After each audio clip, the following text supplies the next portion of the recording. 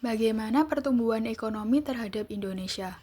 Menurut Bapak Suaib Sulaiman, selaku Sekretaris Direktorat Jenderal Pengembangan Ekspor Nasional, perang dagang di beberapa negara seperti Ukraina dan Rusia berdampak ke semua negara.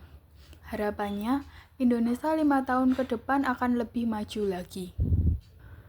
Dari 10 negara, RRC atau Republik Rakyat Cina, Korea, dan Singapura adalah negara penyumbang ekspor terbesar. Padahal, negara-negara tersebut tidak sekaya sumber daya alam yang dimiliki oleh Indonesia. Namun, mereka berinovasi dan memiliki teknologi.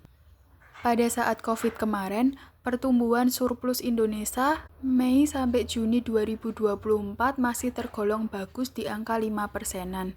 Karena ditopang oleh sektor-sektor lain seperti industri bahan mentah ke bahan setengah jadi, industri manufaktur, industri otomotif, dan sektor pertanian serta investasi. Pemerintah selalu berupaya meningkatkan industrialisasi dengan investasi masuk dan diolah di dalam negeri dan kemudian diekspor. Sebagai mahasiswa, melihat pertumbuhan ekonomi Indonesia adalah seperti melihat potensi dan tantangan besar yang harus dihadapi bersama.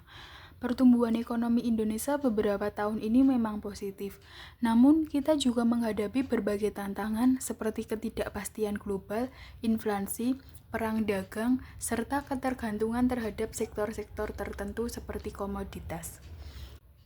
Dari perspektif mahasiswa, pertumbuhan ekonomi yang berkelanjutan adalah suatu keharusan agar lapangan pekerjaan semakin terbuka dan stabilitas sosial ekonomi terjaga. Namun, untuk mewujudkan hal ini, kita perlu lebih banyak inovasi, peningkatan kualitas sumber daya manusia, dan diversifikasi ekonomi. Oleh karena itu, mahasiswa dapat berperan aktif dalam mendukung ekonomi yang lebih inklusif dan berkelanjutan, baik melalui penelitian, berwirausaha, maupun mendukung UMKM agar bisa naik kelas dan menembus pasar ekspor. Mahasiswa juga seharusnya menyadari peran penting teknologi digital dalam pertumbuhan ekonomi saat ini.